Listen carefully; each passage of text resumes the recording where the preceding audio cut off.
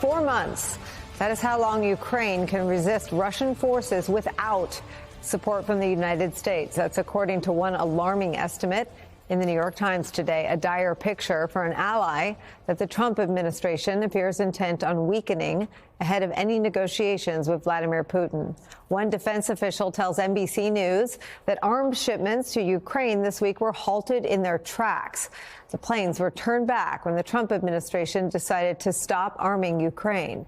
On top of that, news this morning that the Trump administration has stopped sharing intelligence with Ukraine as well. Here's National Security Advisor Mike Waltz.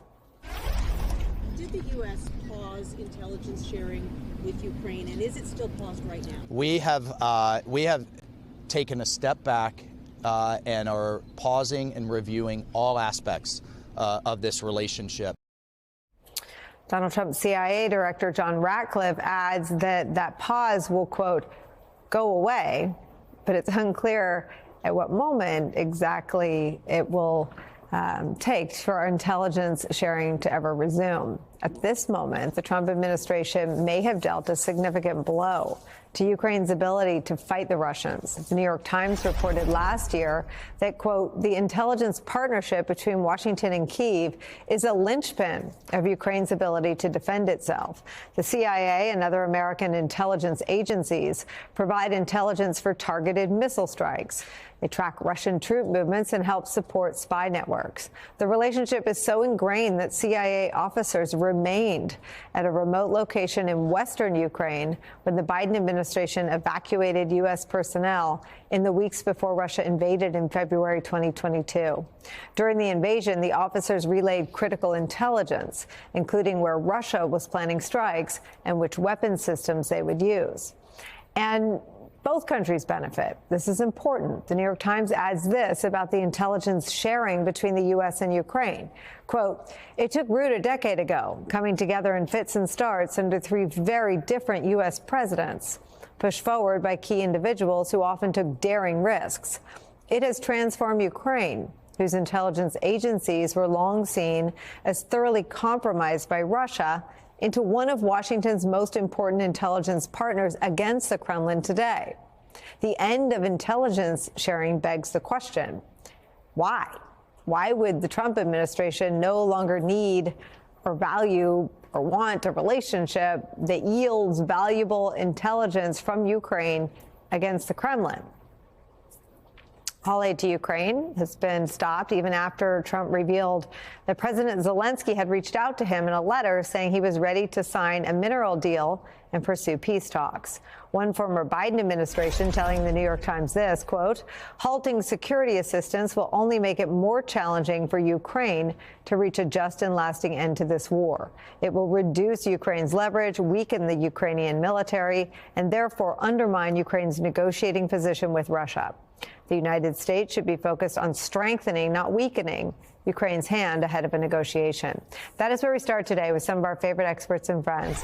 New York Times national security reporter Julian Barnes is here.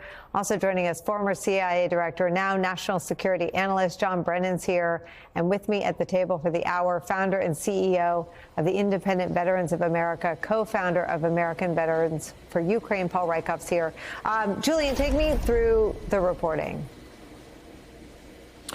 So we've known for all of this week that President Trump, ever since that Oval Office confrontation between President Trump, Vice President Vance, and President Zelensky of Ukraine, we've known that the White House has been angry with Zelensky, has been wanting to pressure him.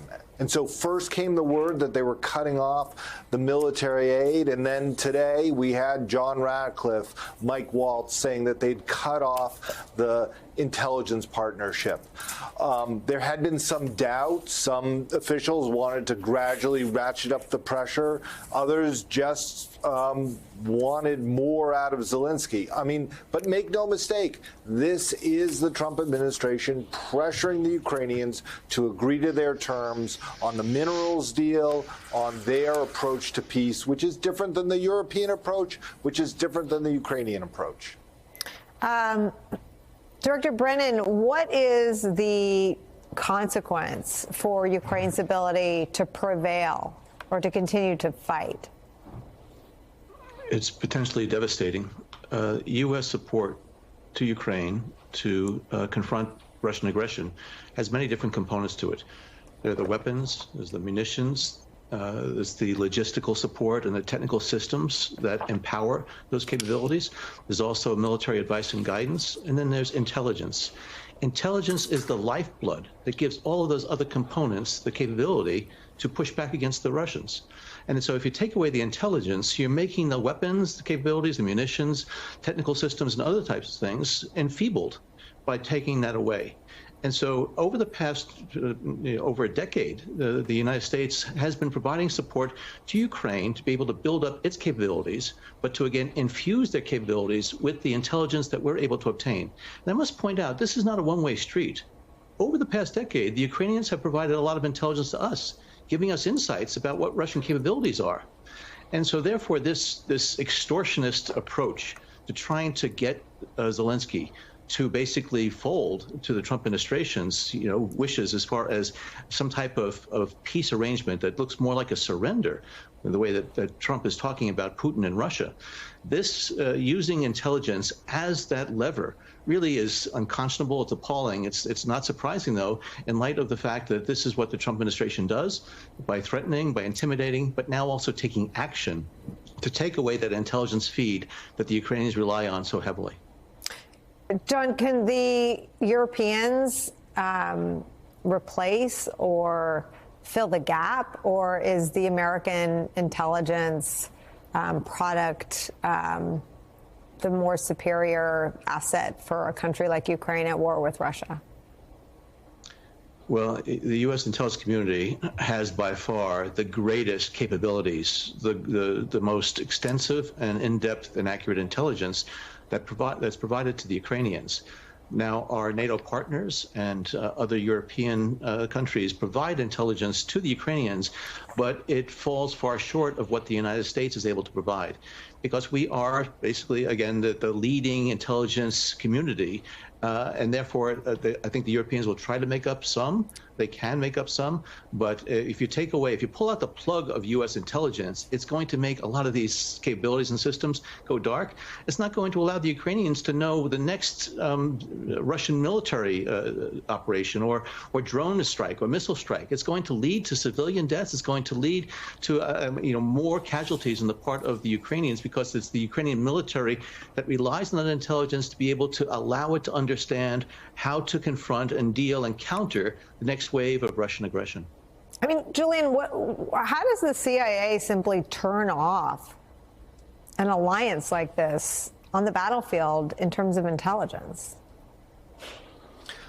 I mean, that is a great question. It's really hard, right? This is relationships. This is relationships that CIA officers have built up over months with Ukrainians, that the Ukrainian intelligence officers that they know well, that they trust, that they have trained up, right?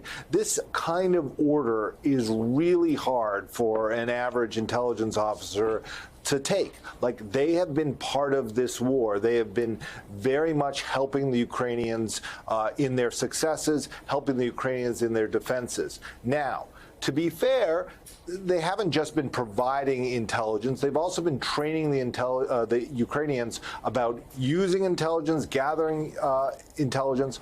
So the Ukrainians are in a much better position today to use what Europe has given them, to use what they can collect themselves. Now, nothing is going to, as John pointed out, replace America's network of satellites, signals intelligence, human networks, but they have been trained well. But you're right, this is going to be enormously difficult. And I think a lot of CIA officers are likely hoping that this is only a temporary pause, that something happens to turn on the intelligence sharing again. Though, we do not know exactly what the Trump administration will ask of the Ukrainians to make that happen.